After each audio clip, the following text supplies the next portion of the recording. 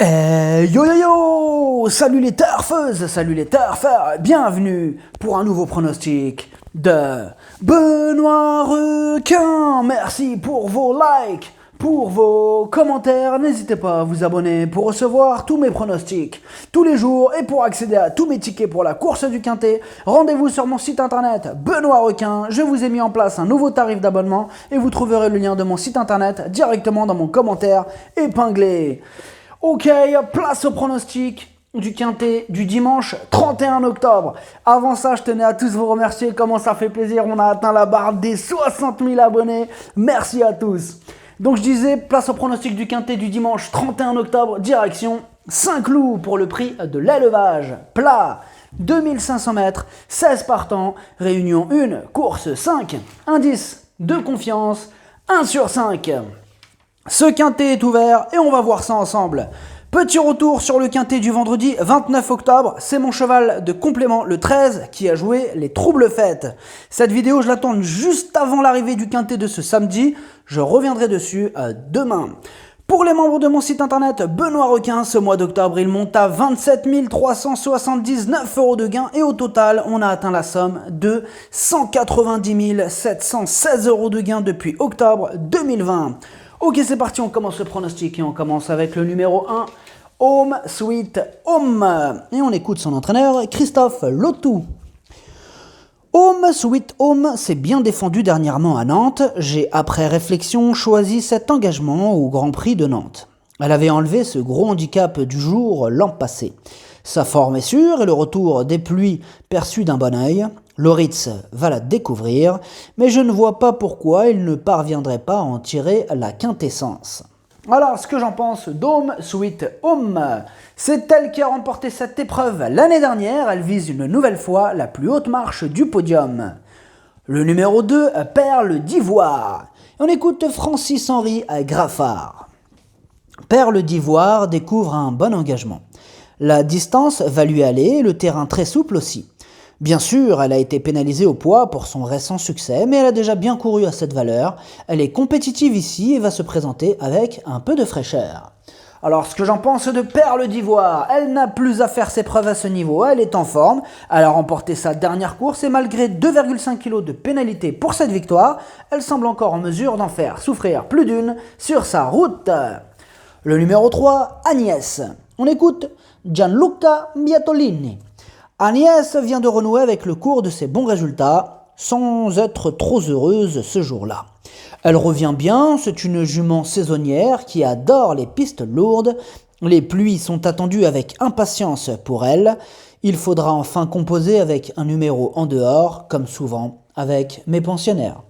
Alors, ce que j'en pense d'Agnès, son dernier Quintet remonte à 2019, elle avait terminé 11e ce jour-là. Là, elle retente sa chance après avoir remis les pendules à l'heure, méfiance. Le numéro 4, Dar. On écoute Madame Myriam Bolak-Badel. Dar aime le terrain lourd et apprécie la distance.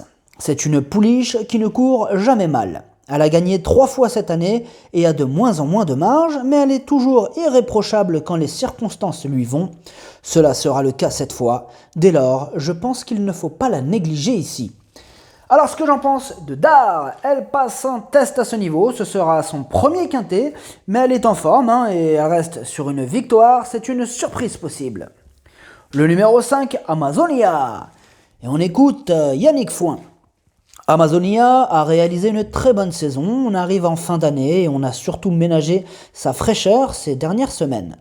Elle semble prête à bien se défendre de nouveau, un terrain franchement lourd ne serait pas fait avant l'heure pour l'avantager.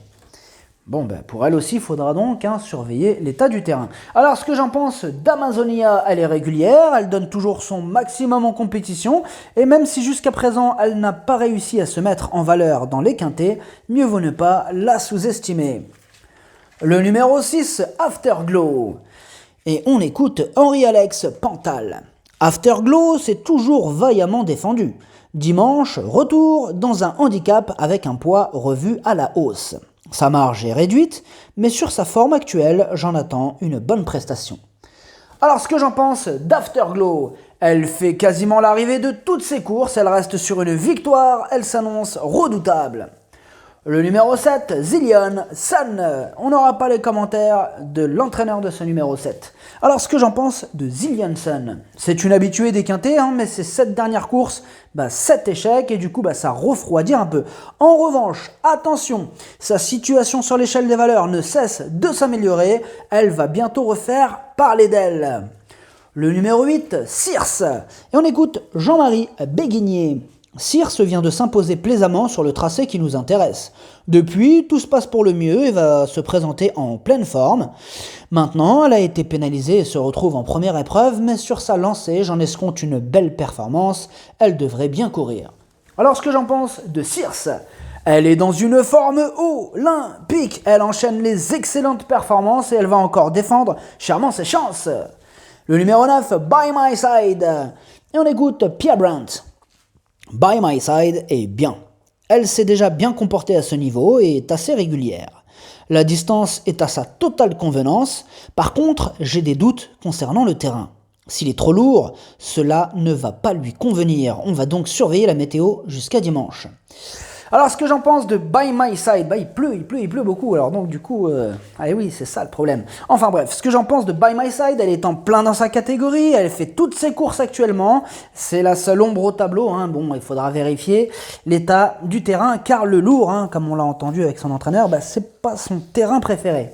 Le numéro 10, Bangalore. On n'aura pas les commentaires de l'entraîneur du numéro 10.